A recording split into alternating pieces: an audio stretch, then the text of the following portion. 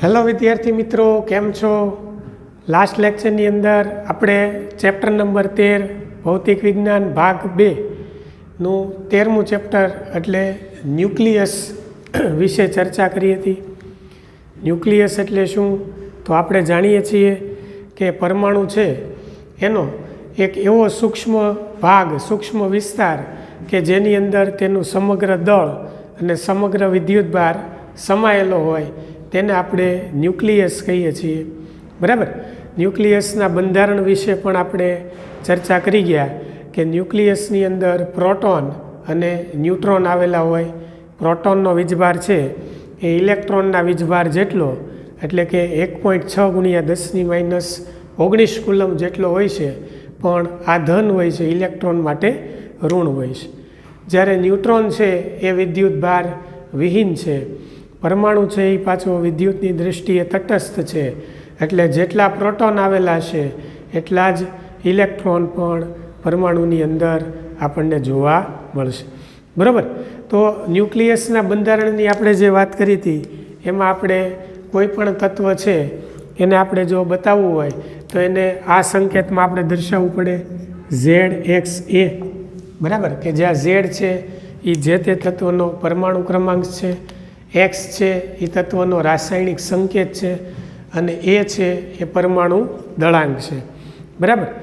એમાંથી ઝેડને તમે બાદ કરો તો તમને ન્યુટ્રોનની સંખ્યા મળી જાય, અને ઝેડની જે સંખ્યા હોય એ પ્રોટોન અને ઇલેક્ટ્રોનની સંખ્યા ગણાય. બરાબર. A - Z કરો એટલે N મળે. Nને આપણે ન્યુટ્રોન અંક કહીએ છીએ. તથા પ્રોટોન અને ન્યુટ્રોનને સંયુક્ત રીતે ન્યુક્લિયોન પણ આપણે કહીએ છીએ. બરાબર. તો આટલી ચર્ચા આપણે કરી ન્યુક્લિયસના બંધારણ વિશે. ત્યારબાદ આપણે પરમાણુ દળ વિશે ચર્ચા કરી હતી કે પરમાણુ દળો છે એ 1 કિલોગ્રામ દળની સરખામણીમાં ઘણા બધા સૂક્ષ્મ હોવાથી, એટલે પરમાણુનું દળ છે એ ખૂબ સૂક્ષ્મ હોવાથી આપણે એને કિલોગ્રામની જગ્યાએ એટોમિક માસ યુનિટ અથવા યુનિફાઈડ માસ યુનિટમાં દર્શાવવું જોઈએ. તો અનુત્તેજિત કાર્બન 12 પરમાણુ દળના 12મા ભાગને આપણે શું કહેતા હતા? 1 AMU કહેતા હતા. તો 1 AMU બરાબર આપણે નિયર અબાઉટ 1.66 × 10⁻27 કિલોગ્રામ લઈએ છીએ. તો પરમાણુ દળ જો આપણે ગણવું હોય જે તે તત્વ માટે, તો એના આપણે સમસ્થાનિકો ધ્યાનમાં લેવા પડે, અને દરેક સમસ્થાનિકનું સાપેક્ષ પ્રમાણ આપણે ધ્યાનમાં લઈ અને તેનું દળ લેવાનું, અને એ બધાનું ભારિત લઈ અને આપણે એનું સરેરાશ લઈ શકાય. આજે આપણે એના સ્વાધ્યાયના 2 દાખલા વિશે પણ ચર્ચા કરીશું, એટલે પરમાણુ દળ તમને ગણતા આવડી જશે. બરાબર. ચાલો, તો હવે નેક્સ્ટ ટોપિકની અંદર આપણે ન્યુટ્રોનની શોધ વિશે ચર્ચા કરીએ. તો વિદ્યાર્થી મિત્રો, ન્યુટ્રોનની શોધ સૌપ્રથમ ચેડવિકે કરી હતી. બરાબર. ચેડવિકે બેરેલિયમ પર આલ્ફા કણો છે એનો મારો ચલાવ્યો. બરાબર. અને આ ઘટનાની અંદર તેણે ઉર્જા સંરક્ષણ અને વેગમાન સંરક્ષણના નિયમોને લાગુ પાડી એવું દર્શાવ્યું કે આ ઘટનામાં જે ઉત્સર્જિત કણ છે એ વિદ્યુતની દૃષ્ટિએ તટસ્થ છે, અને તેનું દળ લગભગ પ્રોટોનના દળ જેટલું છે, અને તેનું નામ ન્યુટ્રોન રાખવામાં આવ્યું. બરાબર. તો ન્યુટ્રોનની જે શોધ છે એના કારણે ચેડવિક છે એને 1935ની અંદર ભૌતિક વિજ્ઞાન તરફથી એક નોબેલ પ્રાઇઝ એનાયત કરવામાં આવ્યું હતું. અને ત્યાર પછી ન્યુટ્રોન છે એનું ચોકસાઈપૂર્વક દળ નક્કી કરવામાં આવ્યું હતું. બરાબર. જે પ્રોટોનના દળ જેટલું જ, એટલે કે 1.66 અથવા 1.67 × 10⁻27 કિલોગ્રામ જેટલું લેવામાં આવે છે. બરાબર. તો અહીં આપણે ન્યુટ્રોનની ટૂંકમાં ચર્ચા કરીએ તો 1932માં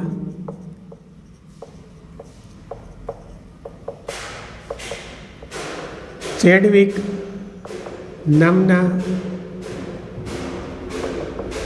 વૈજ્ઞાનિકે બેરેલિયમ પર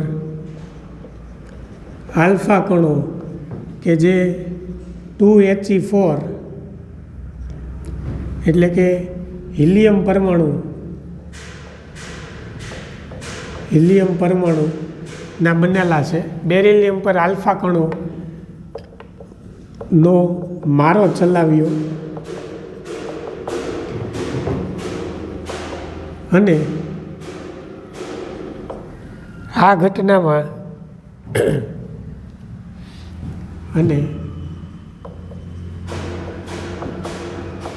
ઘટનામાં ઉર્જા સંરક્ષણનો નિયમ અને આ ઘટનામાં ઉર્જા સંરક્ષણનો નિયમ અને વેગમાન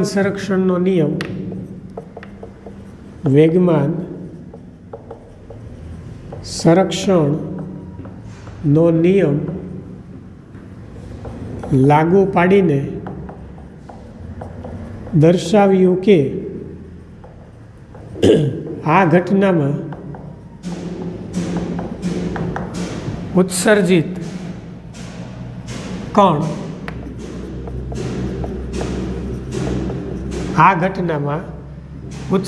કણ વિદ્યુતની દૃષ્ટિએ તટસ્થ છે અને તેનું દળ લગભગ પ્રોટોનના દળ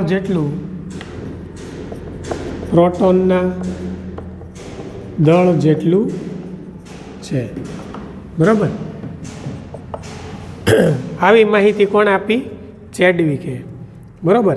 આ કણને ન્યુટ્રોન નામ આપવામાં આવ્યું. આ કણને ન્યુટ્રોન નામ આપવામાં આવ્યું. ન્યુટ્રોનની આ શોધ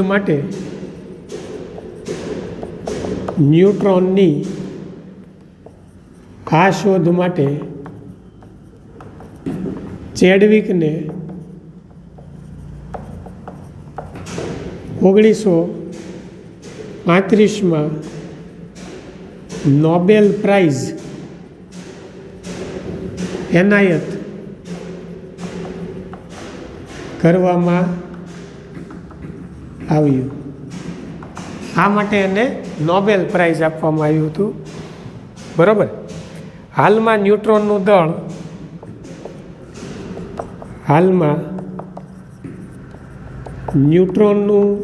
દળ વધુ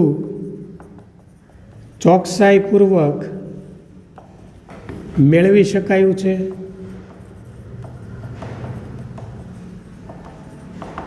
બરાબર. જે 1.00866 જે m of n એટલે માસ ઓફ ન્યુટ્રોન બરાબર 1.00866 u બરાબર 1.6749 ગુણ્યા 10⁻27 કિલોગ્રામ લેવામાં આવે છે.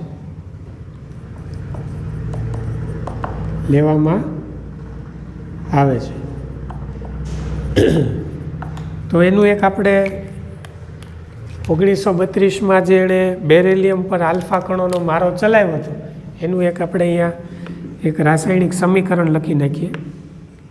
4Be9 પ્લસ 2He4 એટલે આને આલ્ફા કણ કહેવાય. આ બેરિલિયમ છે. આલ્ફા કણનો મારો ચલાવતા 6C12 એટલે આપણને કાર્બન મળ્યું અને બેરિલિયમ કહીશું.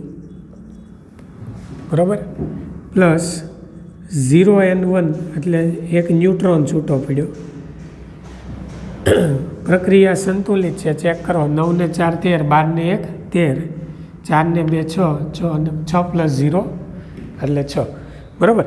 તો બેરિલિયમ પર આલ્ફા કણનો મારો ચલાવી કાર્બન છૂટો પડ્યો અને એની સાથે એક ન્યુટ્રોન છૂટો પડ્યો. બરાબર. તો આ પ્રક્રિયાને અંતે ન્યુટ્રોનની શોધ થઈ. બરાબર. ચાલો આની અંદર આપણે જો આગળ વધીએ તો ન્યુક્લિયસના બંધારણની અંદર ટૂંકમાં માહિતી આપીએ કે ભાઈ ન્યુટ્રોનનું વિભંજન થાય તો એનાથી આપણને શું મળે, બરાબર. તો ફર્સ્ટ ઓફ ઓલ આપણે ન્યુટ્રોન વિશે થોડીક માહિતી લઈએ.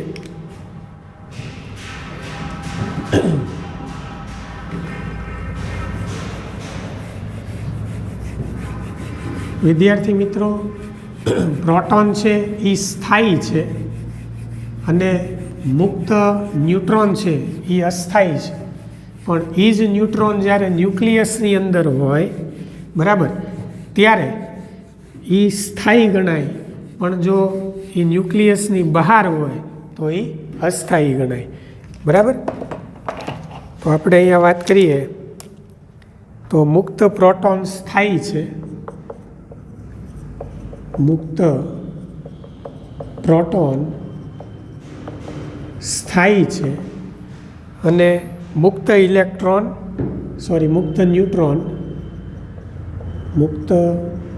ન્યુટ્રોન અસ્થાયી છે.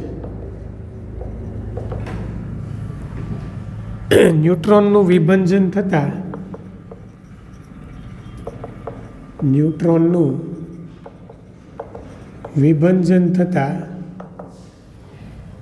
એક પ્રોટોન એક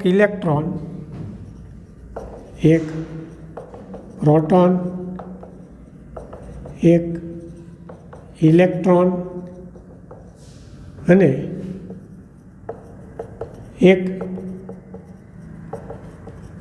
એન્ટી ન્યુટ્રિનો મળે છે, બરાબર. તે 1000 સેકન્ડનો સરેરાશ જીવનકાળ ધરાવે છે. તે 1000 સેકન્ડનો સરેરાશ જીવનકાળ, એને ટાવ કહેવાય. એના વિશે આપણે આગળ ઉપર અભ્યાસ કરીશું. રેડિયો એક્ટિવિટીનો અભ્યાસ કરીએ ત્યારબાદ સરેરાશ જીવનકાળ અને અર્ધ આયુ વિશે પણ ચર્ચા કરીશું. તે 1000 સેકન્ડનો સરેરાશ જીવનકાળ ધરાવે છે. તો એ પ્રક્રિયા વિશે આપણે ચર્ચા કરીએ તો 0n1 એ ન્યુટ્રોનમાંથી એનું વિભંજન એટલે કે ક્ષય થતાં એક પ્રોટોન છૂટો પડે, એની સાથે એક ઇલેક્ટ્રોન છૂટો પડે.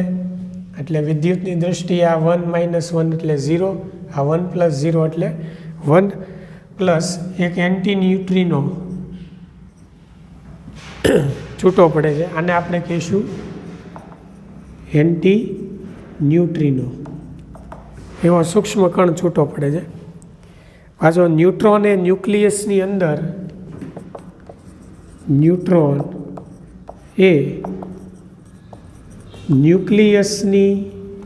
અંદર કેવો છે? સ્થાયી છે, બરાબર. મુક્ત ન્યુટ્રોન અસ્થાયી છે, બરાબર. એ કોઈ સ્થાયી અવસ્થામાં નથી રહી શકતો, પણ જ્યારે ન્યુક્લિયસની અંદર હોય ત્યારે એ સ્થાયી છે. ચાલો હવે આપણે સમસ્થાનિકો એટલે કે આઇસોટોપ્સ, આઇસોબાર, આઇસોટોન અને આઇસોમર એવી 4 વ્યાખ્યા અને એના ઉદાહરણ વિશે ચર્ચા કરીએ.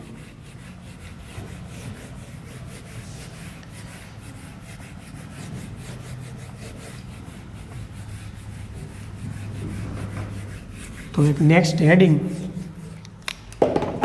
આપણે આપી દઈએ, આઇસોટોપ્સ, જેના વિશે આપણે અભ્યાસ કરી ગયા છીએ. આઇસોબાર,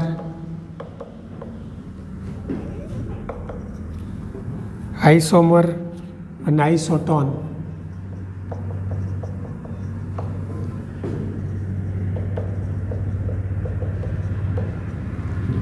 વિશે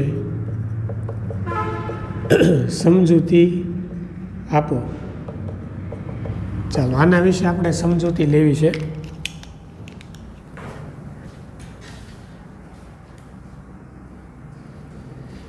તો ફર્સ્ટ ઓફ ઓલ આઇસોટોપ્સ એટલે આપણે જાણીએ છીએ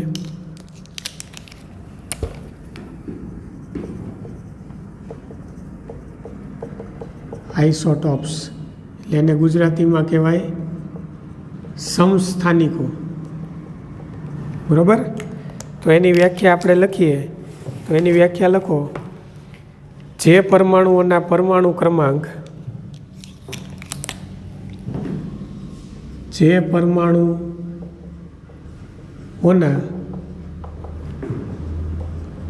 પરમાણુ ક્રમાંક એટલે કે ઝેડ સમાન હોય, પરંતુ પરમાણુ દળાંક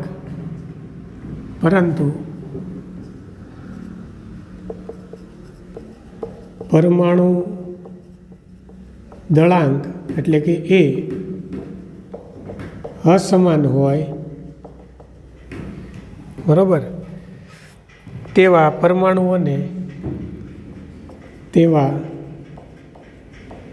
પરમાણુઓને સમસ્થાનિકો કહે છે. બરાબર. તો અહીંયા આપણે બે ઉદાહરણ લેશું. દાખલા તરીકે પહેલું ઉદાહરણ 1H1, 1H2 અને 1H3, અથવા તમે બીજું ઉદાહરણ લઈ શકો 6C12 અને 6C14 અથવા 6C13. આ બધા સમસ્થાનિકો છે એકબીજાને. બરાબર. તો આ બધા હાઇડ્રોજનના અને આ બધા કાર્બનના સમસ્થાનિકો છે. ચેક કરો, એના પરમાણુ ક્રમાંક બધામાં સમાન છે, પણ પરમાણુ દળાંક દરેકની અંદર જુદા જુદા છે. તો આ થઈ ગયું આઇસોટોપ્સ. ત્યારબાદ નેક્સ્ટ બીજું આઇસોબાર. બરાબર. જેને આપણે ગુજરાતીમાં કહીશું સમદળીય. એનું ગુજરાતી નામ છે સમદળીય.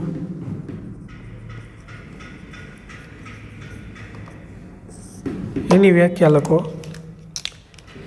જે ન્યુક્લિયસો માટે પરમાણુ દળાંક સમાન હોય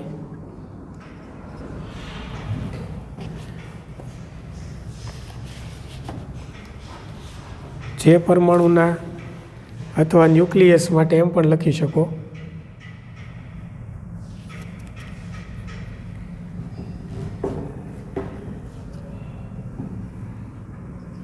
જે પરમાણુના પરમાણુ દળાંક એ કેવા હોય? સમાન હોય. બરોબર. પણ પરમાણુ ક્રમાંક અને ન્યુટ્રોન ક્રમાંક n અસમાન હોય, પણ પરમાણુ ક્રમાંક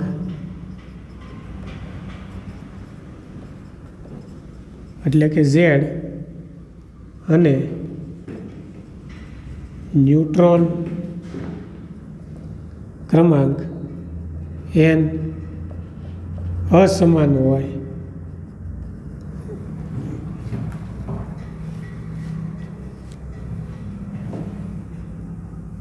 બરોબર. તો તેમને સમદળીય કહે છે. ચાલો એના ઉદાહરણ આપણે જોઈએ તો 82 Pb 214 અને બીજું ઉદાહરણ લઈએ તો 83 બિસ્મથ 214. 83 બિસ્મથ 214. તો અહીંયા તમે જોઈ શકો કે પરમાણુ ક્રમાંક જુદા જુદા છે અને ન્યુટ્રોનની સંખ્યા પણ જુદી જુદી થશે, પણ પરમાણુ દળાંક એ કેવા છે? બે માટે સમાન છે. તો આને એકબીજાના શું કહેવાય? સમદળીય કહેવાય. આ ઉપરાંત બીજું ઉદાહરણ લઈએ આપણે 1H3 અને 2He3. 1H3 અને 2He3. તો આ હાઇડ્રોજન અને હિલિયમ આ બંને પણ એકબીજાના શું છે? સમદળીય છે. બંને માટે પરમાણુ દળાંક કેવો છે? સમાન છે. બરાબર. તો આ થઈ ગયું આઇસોબાર. નેક્સ્ટ આપણે ત્રીજું જોઈએ આઇસોટોન.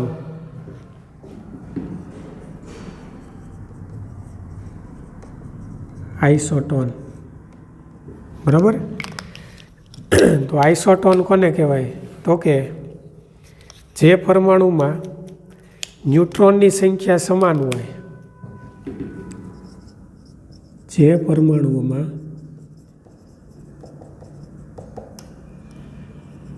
ન્યુટ્રોનની સંખ્યા સમાન હોય, ન્યુટ્રોનની સંખ્યા એટલે n સમાન હોય, પરંતુ Z અને A અસમાન હોય. Z એટલે પરમાણુ ક્રમાંક, A એટલે પરમાણુ દળાંક, એ અસમાન હોય, તેમને એકબીજાના આઇસોટોન કહે છે. બરાબર. તો એના ઉદાહરણ લઈએ આપણે તો 36 ક્રિપ્ટોન 86, 36 ક્રિપ્ટોન 86, અને બીજું ઉદાહરણ લઈએ તો 37 રૂબિડિયમ 87, 37 રૂબિડિયમ 87. આમાંથી આને બાદ કરો ને આમાંથી આને બાદ કરો એટલે ન્યુટ્રોનની સંખ્યા બે માટે સમાન થશે. આ ઉપરાંત બે માટે Z અસમાન છે, એ પણ અસમાન છે, પણ બે માટે ન્યુટ્રોનની સંખ્યા તમે ગણો, ન્યુટ્રોનની સંખ્યા n બરાબર a માઇનસ Z, તો બંનેની અંદર આપણને 50-50 મળશે. આના માટે તમે n બરાબર a માઇનસ Z કરો એટલે 86માંથી 36 બાદ કરો એટલે 50 મળશે. એ જ રીતે આના માટે a માઇનસ Z કરો એટલે 87માંથી 37 બાદ કરો તો આમાં પણ 50 મળશે.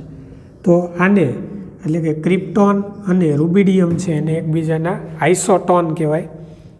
બીજું એક ઉદાહરણ તમારે યાદ રાખવું હોય તો 80 Hg 198, 80 Hg એટલે મર્ક્યુરી 198, અને બીજું છે 79 Au 197, 79 Au 197. બરાબર. તો આ બંનેની અંદર ન્યુટ્રોનની સંખ્યા n બરાબર 118 છે. બેયની અંદર ચેક કરો, બેયમાં પણ ન્યુટ્રોનની સંખ્યા સમાન થશે, કેટલી? 118. એટલે n સમાન હોય. બરાબર. અને છેલ્લું છે હવે આઇસોમર.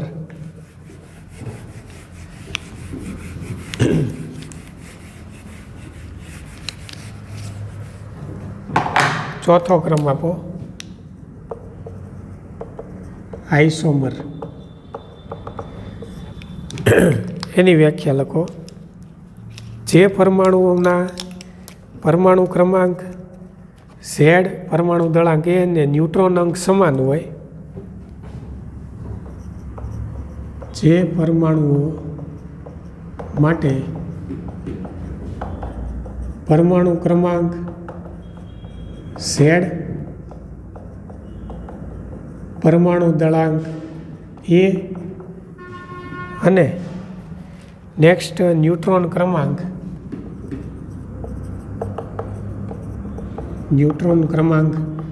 n સમાન હોય, પરંતુ તેમના રેડિયો એક્ટિવ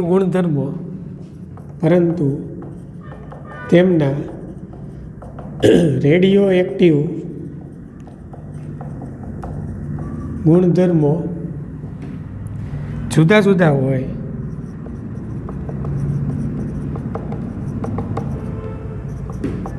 તેમને એકબીજાના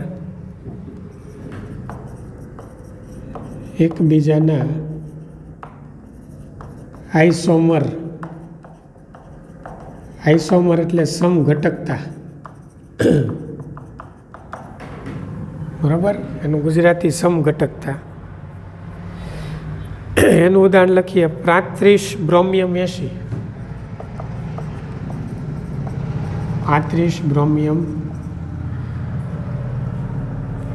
માં આઇસોમરની એક જોડ ધરાવે છે. આઇસોમરની એક જોડ ધરાવે છે, બરાબર. એટલે 35 bromium 80 એવા 2 લેવાના, એટલે જોડ લેવાની, બરાબર. એ આઈસોમરની એક જોડ ધરાવે છે, એટલે એ એકબીજાના આઈસોમર કહેવાય. એમના માટે તમે 35 bromium 80 લ્યો એટલે બે માટે પરમાણુ ક્રમાંક સમાન, પરમાણુ દળાંક પણ સમાન અને ન્યુટ્રોન ક્રમાંક એટલે કે ન્યુટ્રોનની સંખ્યા પણ સમાન, બરાબર. તેમ છતાં એમના રેડિયો એક્ટિવ ગુણધર્મ કેવા હોય, જુદા જુદા હોય, બરાબર. તો એને એકબીજાના શું કહેવાય? આઈસોમર કહેવાય. ક્લિયર? ચાલો, તો આપણે નેક્સ્ટ ટોપિકની અંદર એક્ઝામ્પલ વિશે ચર્ચા કરીએ. તો સ્વાધ્યાયનો પહેલો દાખલો કાઢો જે પરમાણુ દળાંક પર આધારિત છે. તો આપણે અહીંયા 2 એક્ઝામ્પલ જોવા છે. તો સ્વાધ્યાયનો 13.1 એટલે પહેલો દાખલો અને ત્યારબાદ સ્વાધ્યાયનો બીજો દાખલો એટલે 13.2 એની આપણે ચર્ચા કરીએ.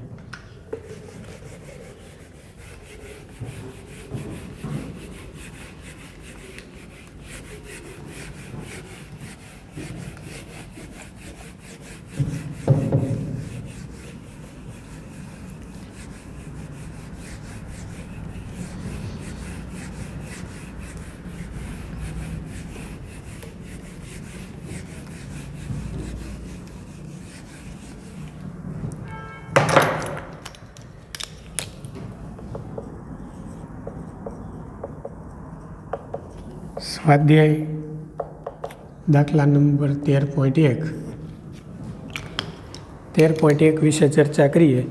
તો એની રકમમાં ધ્યાન આપો. ચાલો, એની રકમ આ પ્રમાણે છે. લિથિયમના 2 સ્થાયી સમસ્થાનિકો આપેલા છે, બરાબર. પહેલો છે 3 lithium 6 અને બીજું છે 3 lithium 7 નો જથ્થો એટલે અનુક્રમે 7.5% અને બીજાનું છે 92.5%, બરાબર. એટલે ટોટલ 100% થઈ ગયું. તેમના દળ આપી દીધા છે તમને 6.01 512 યુ અને બીજું છે 7.01 600 યુ. તો લિથિયમનું પરમાણુ દળ શોધો એટલે આપણે લિથિયમનું પરમાણુ દળ ગણવાનું. એમાં ને એમાં પાછો બીજો દાખલો બી માટે આપ્યો છે. એની રકમ આપણે પછી જોઈએ. સૌપ્રથમ આનો પેટા એ ગણી નાખીએ. દાખલા નંબર 13નો પેટા વિભાગ એ આપણે જોઈએ. તો એની અંદર તમને લિથિયમના 2 સમસ્થાનિકો આપ્યા છે, બંનેનું ટકાવારી પ્રમાણ પણ આપી દીધું છે. તો આપણે લિથિયમ પરમાણુનું દળ ગણવાનું છે. તો આપણે પરમાણુ દળ ગણતા શીખી ગયા છીએ. તો લિથિયમ પરમાણુનું દળ બરાબર આપણે સમસ્થાનિકોનું સરેરાશ દળ લેવાનું છે, બરાબર સમસ્થાનિકોનું સરેરાશ દળ, બરાબર. તો બંને સમસ્થાનિકો આપણે લઈ લઈએ. ચાલો, પહેલા સમસ્થાનિકનું દળ છે 6.01 512 યુ અને એનું ટકાવારી પ્રમાણ 7.5%. એટલે આ 7.5% વચ્ચે પ્લસ કરવાનું છે. અગાઉ થિયરીમાં ભણી ગયા એમ 7.01 600 યુ 7.01 600 યુ એટલે એમ યુ એને ગુણ્યા એનું જે પ્રમાણ આપ્યું છે એ 92.5% છે, બરાબર. એટલે અહીંયા આવશે 92.5% અને નીચે 92.5 વત્તા 7.5 એટલે 100%. એટલે છેદમાં આપણે 100 લેવાનું છે. એટલે એનું સરેરાશ આપણને અહીંયા મળશે. સાદુરૂપ આપતા તમને લિથિયમ પરમાણુનું દળ છે, આનો ગુણાકાર આની સાથે, આનો ગુણાકાર આની સાથે કરો એટલે 694.0934 યુ છેદમાં 100 એટલે ફાઇનલી જે આન્સર આવશે એ 6.941 યુ, બરાબર. તો આ લિથિયમ પરમાણુનું આપણને શું મળી ગયું? દળ મળી ગયું. તો આ પહેલો દાખલો. હવે એનો એમાં પેટા બી. હવે એની રકમમાં ધ્યાન આપો. તો એની રકમમાં એવું કીધું છે કે બોરોનને 2 સ્થાયી ન્યુક્લિયસો છે, એક5B10 અને 5B11, આવા 2 સમસ્થાનિકો છે.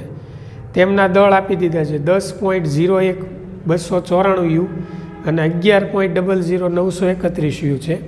અને બોરોનનું પરમાણુ દળ આપી દીધું છે આપણને, જે છે 10.811 યુ. તો 5B10 અને 5B11નું સાપેક્ષ પ્રમાણ શોધો. તો આપણે અહીંયા એમનું સાપેક્ષ પ્રમાણ, જેમ અહીંયા કેમ ટકાવારી પ્રમાણ આપ્યું છે, એમ આપણે અહીંયા સાપેક્ષ પ્રમાણ ટકાવારીમાં ગણવાનું કીધું છે. બરાબર. તો ફર્સ્ટ ઓફ ઓલ આપણે ધારણા કરવી પડશે. અહીં ઊંધું આપી દીધું, પરમાણુ દળ આપી દીધું છે. તો આપણે ધારી લઈએ કે જો 5B10નું પ્રમાણ X% અને 5B11નું પ્રમાણ 100 - X% હોય તો, બરાબર, આવી આપણે ધારણા કરી છે. તો અહીં આપણે બોરોનનું પરમાણુ દળ, બોરોનનું પરમાણુ દળ લઈએ. પરમાણુ દળ બરાબર બોરોનના સમસ્થાનિકોનું સરેરાશ દળ લેવાનું છે. બરાબર. તો ફર્સ્ટ ઓફ ઓલ પહેલાંનું દળ આપણે અહીંયા X ટકાવારી X ગુણ્યા પહેલું દળ આપી દીધું છે 10.01294, 10.01294 યુ. બરાબર. આની અંદર ભૂલ ન પડે એનું ખાસ ધ્યાન રાખવાનું છે. પ્લસ 100 - X, એની સાથે એનું દળ આપણે લઈ લઈએ. એ દળ છે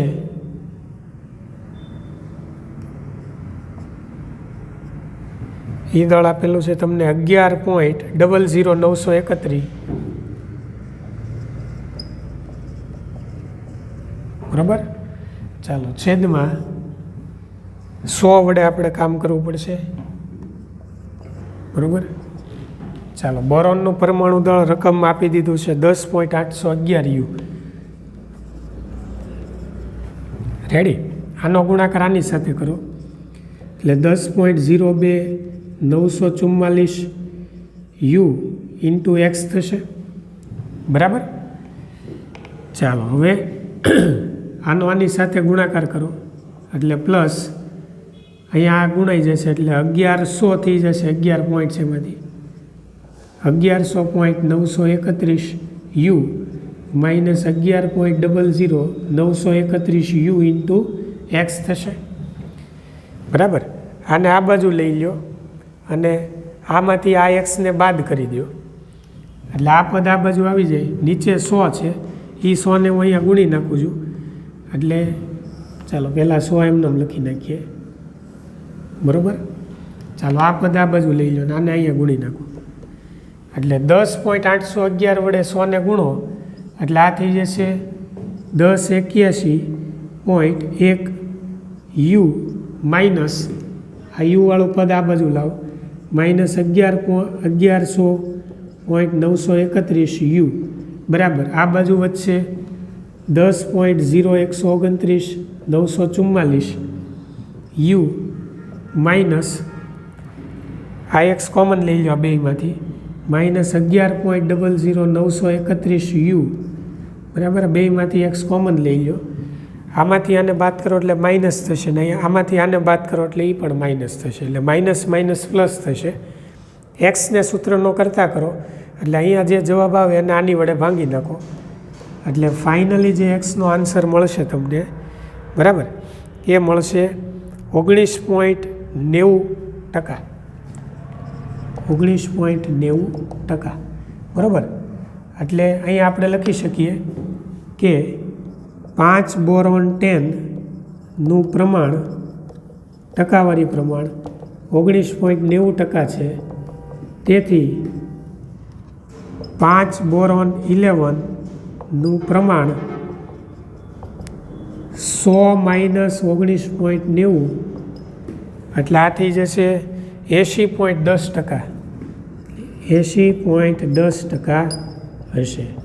બરાબર. તો બંને રીતે એક્ઝામ્પલ અહીંયા તમને પૂછાઈ શકે એટલી માહિતી તમને આપેલી છે. બરાબર. ચાલો સાદરૂપ આપી દો એટલે ફાઇનલી તમને જવાબ મળી જશે. રેડી. નેક્સ્ટ આપણે જોઈએ દાખલા નંબર 2. આના જેવો જ છે સેમ.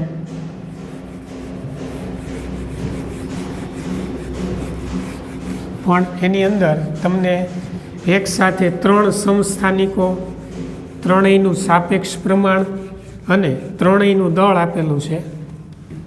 તો આ જ રીતે ગણતરી કરવાની છે. સરેરાશ હંમેશા આ જ રીતે લેવાનું છે. બરાબર.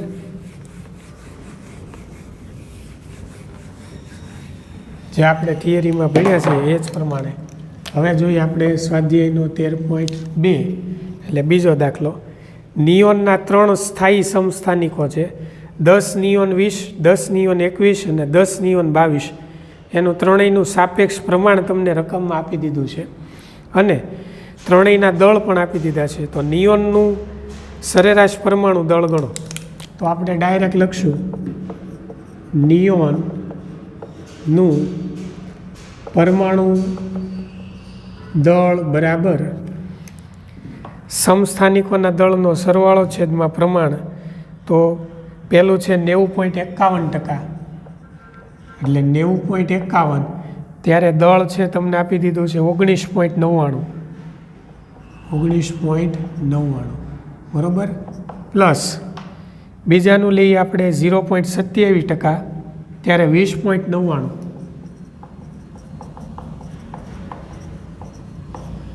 પ્લસ ત્રીજું 9.22% અને 21.99. 21.99 છેદમાં 90.51, 0.27, 9.22 એટલે બધાયનો સરવાળો 100 થશે. બરાબર.